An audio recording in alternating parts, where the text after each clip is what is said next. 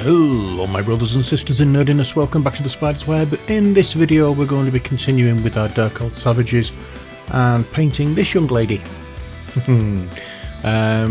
Obviously you've seen the base coating technique that we used in the very first video for this part, so let's get cracking with the fine tuning. So Dorado skin is what we're going to be painting. The flesh tones in this particular mini, and we're going to cover everywhere obviously that is flesh. Now before we go any further, I would once again like to thank Andy from Wigan Wargames and Roleplaying group for allowing me to paint these minis. Allowing me to, as though he's doing me a big favour. Yeah, he can't be bothered painting them, so he's asked me to do them, and it's given me some extra footage to use on the channel, so it's all good for everybody concerned. And I'd also like to thank my painter for sending me out the Metallics colour box set, or Colour Metallics box set. It's greatly appreciated, and I have obviously made use of some of these paints. And whenever you see me using the paint from that particular box set, you will see the Emmy Painter logo pop up on screen somewhere, just to signify that it is one of the 3 paints that I got from Emmy Painter. All the other paints I bought myself, and I'm not putting the own logo on because that's already at the bottom of the screen, in case you didn't notice. Bottom right, little black widow. Oh. Oh dear. Right, so yeah, we're covering all the what do you call it, all the flesh tones with this, and I think I may have put this a little slower than I was expecting, but never mind. We had some issues with this particular one, insofar as I forgot to clear the memory card before I started painting this one, and we run out of space on it, so I had to split this into 2, and I've joined them together in this video. You'll see where we had the issue shortly. Necrotic flesh next, and I did remember once again that I did her top a different colour to the skirt, for want of a better word. In this case it's more like a loincloth. So yeah, I've done this in green.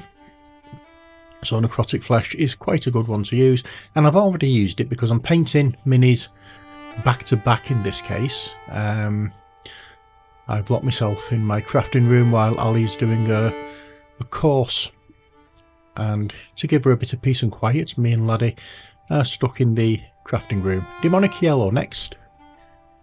So we're painting back to back minis to a point. So we got some work done, let's put it that way, we got some work done. So this is going on the loincloth, and I'm saying loincloth because she's not actually wearing a skirt, she's wearing trousers this one, so we will be doing that we'll be doing the trousers a little bit later. You'll see what we do with that. But yeah, as you can see, trying to highlight on the yellow using little lines where there's creases and on the edges, and stippling on where it's like a flat surface to give it that look of texture. I do like this demonic yellow colour, really nice shade of yellow. I've used it quite a lot on these minis, but not by choice, just the way it worked. I'm glad I've got it. So I'm changing over palettes now, and we're going into soft skin wash, and surprisingly enough, this is where we wash the skin. The wash gives it a little more depth. It retreats into the shadows, or the recessed areas rather, to give it those shadowy look. Darkens the skin tone slightly, but brings out the shadows, makes it pop when we start putting highlights over it. And you can see better where the highlights go as well, because of these built up recessed areas, or darkened recessed areas. You can see where the light hits properly. And I've spoke about this time and time again, but it's always worth mentioning just for anybody who's just started watching and this is the first video. When I do the highlights, I tend to make it look as though the sun or the light is coming directly from above.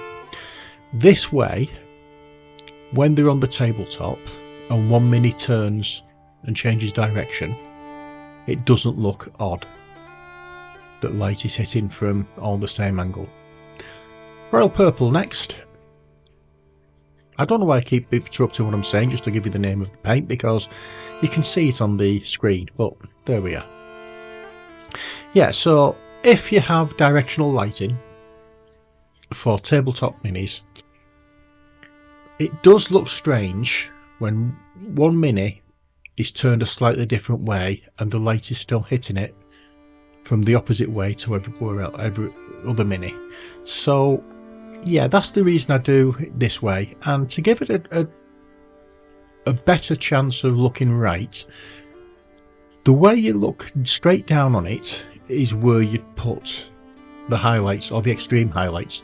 You build up slowly to the extreme highlights. You can go as far as you want, you can take it right up to white if you so wish. I don't like doing that. I like to put 2 or 3 shades of the flesh tone on. So the mid-tone that we already painted it, that is actually the flesh tone itself. Then we put the wash on to darken it down, to recess the shadows, and then we start putting the highlights up. Sorry, then we re-establish the flesh tone, and then we start highlighting to make it look a little brighter where the light is hitting it. Because where light hits, it will reflect and make it look ever so slightly paler. And as I say, you can take it as far as you want. You can take it up to from very dark brown to white. But again, I don't like that look. It's personal preference, it's up to you however you paint them. They're your minis after all. And that's all you need to know. Don't let anybody tell you you're wrong in doing what you're doing. As long as you're happy with the finished out look, it's all that matters. In this case, however, I'm doing it for somebody else, and they're very happy with what I'm doing, so again, that's all that matters. Okay, so we're still using we've gone back to the metallics, mainly because I forgot the centre bit on the shield, but we're covering that now. I cannot for the life of me remember what that part is called, the centrepiece on the shield. Pallid bone now, because I just realised that all those bits around the centre bit on the shield are bird skulls, and as you know, skulls are made of bone, and this is bone colour. Yes, there was a lot of thought went into that.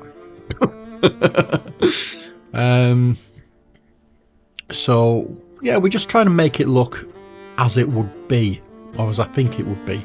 I mean, if you're looking at a skull in real life, there's different tones, depending on the age of the skull, but we've got to work with paints, and we've got a paint that is bone coloured, so we'll go with that.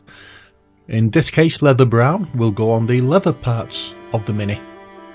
So anywhere that we want to be leather, like the padding on the inside of the shield, to protect the arm from very strong blows.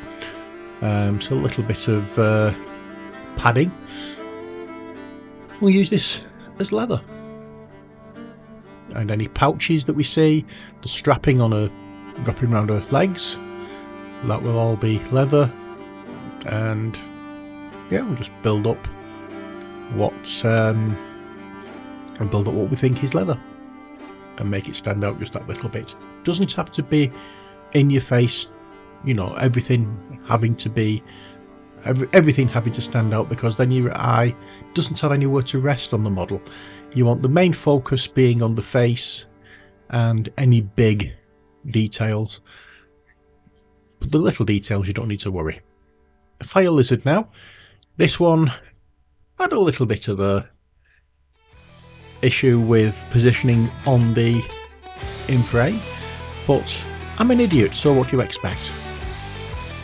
After a while you'd think I'd have got used to positioning this right, but no, not at all. So this bit is going on the top hem of her top. Yeah, as you can see I did that a slightly different colour, so I'm doing this fire lizard on that. I'm also doing these little wraps around her arm. And yeah, that's about it for this. As per usual, I have a tendency of putting way too much paint out for what I need. One of these days. And I'm also going to go around the edge of the shield on other areas to highlight that, to make it look that little bit brighter, just to make it stand out that much more. It's a small touch, but it is worth it. I don't do it on both, I don't think, because there's two characters with shields. I don't know if I do the other one, but we'll find out as time goes on. But we're doing it on this one at least. I don't tend to do models that look similar exactly the same, so I might have done it, might not have. Necromancer Cloak next, and this is what we're going to be using, I think, for highlighting the trousers. Why was I going to say jeans then? I don't know, probably because I'm an idiot. We're also going to edge highlight the lines on the shield, as you can see. Just a few little gentle strokes, and again, can't get the subject on camera, but take it from me, that's all I'm doing. A few little gentle strokes on the shield, just to pick out those little edges of the recess there that radiate from the inside outwards. Because let's face it, that's what radiate means. Dear Lord.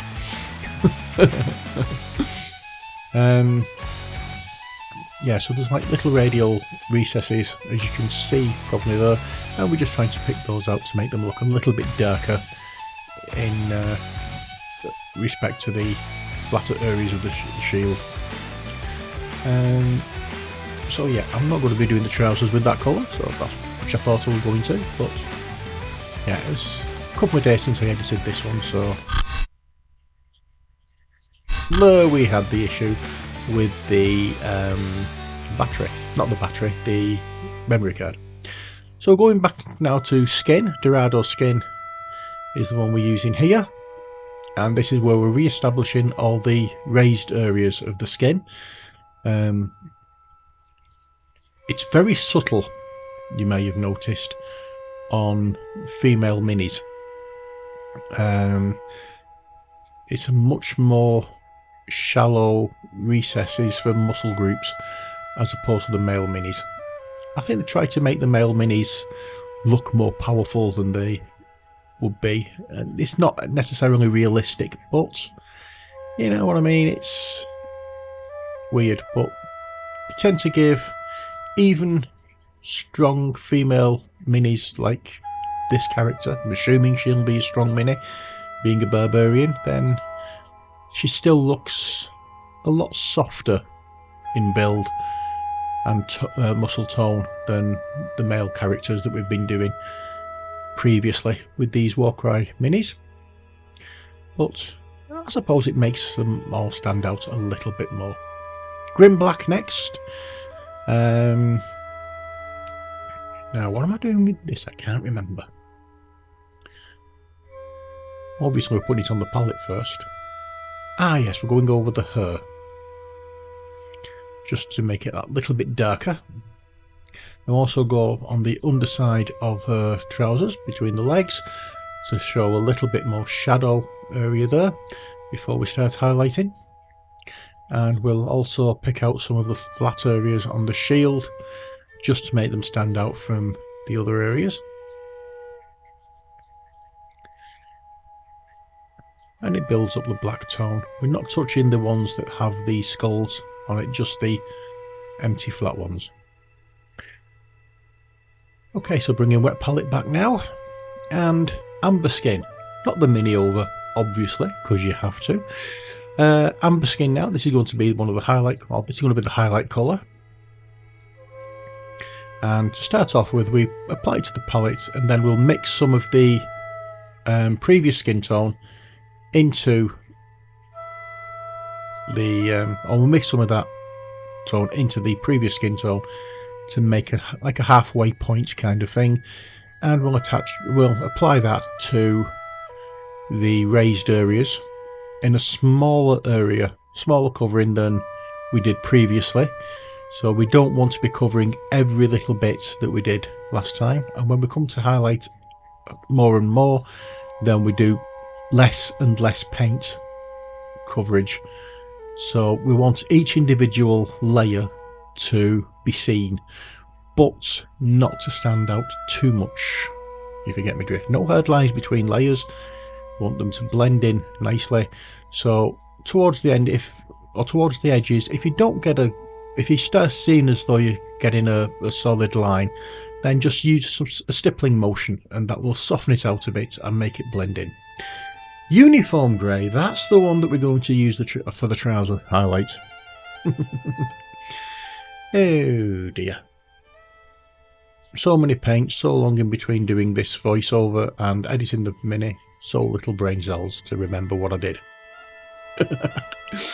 Ah, dear, oh dear, oh dear. So yeah, just picking out on the high points of the trousers, not going too overboard. Just a few bits, a few marks here and there. I tried putting a little bit into the eye sockets, but that's not worked very well, so I'll go back to the speed paint black. Dried up a little bit, so I'll put some more down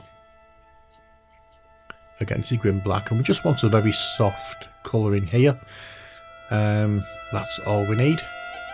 So just to make the eye a little bit darker. You're not going to see the eye, so I don't see the point of painting it. An organic pigment toner. This is just going to be a little bit that we're going to be using for the mouth, just to give it a different tone to the skin. Not necessarily wearing lipstick, but just making it just stand out that little bit more, just so you can see that it's not the same colour. Now, if you'd like to help the channel in any way, shape or form, you can do that by liking the video, sharing the video and subscribing if you think my content is worthy to do so. If you do subscribe, don't forget to tickle my bell to get notified of all future videos. And then if you'd like to help financially as well, there is two options for that. There is Patreon and buy me a coffee as well. Any little bit of help you could give to the channel will be greatly appreciated, very welcome, and it will work. Now, obsidian pigment toner. This we're going to use to give us some tattoos. So we'll start off with like a face tattoo, just a straight line down from over her eyes, and now just make a few little marks on her arm to signify, or to symbolise like a tribal tattoo, something like that. You don't have to go into great detail here. I'm just putting little lines on there, just little marks, tying them all together, making sure they look decent enough to be considered a tattoo. And this paint doesn't stand out too greatly. I mean, it's not too strong, it's fairly watery, and it just darkens down quite a bit once it's been applied. Like most acrylic paints, in fact all acrylic paints, it looks brighter going on. When it dries, it does darken down and it doesn't stand out half as much. So that's it for this video. I hope you've enjoyed it. This is the final look at this mini for this video. When we come down to basing it and finally finishing everything, you'll see a closer up image of all of these minis. But for now, I hope you enjoyed this video. Until next time, stay safe and take care. God bless, and bye for now.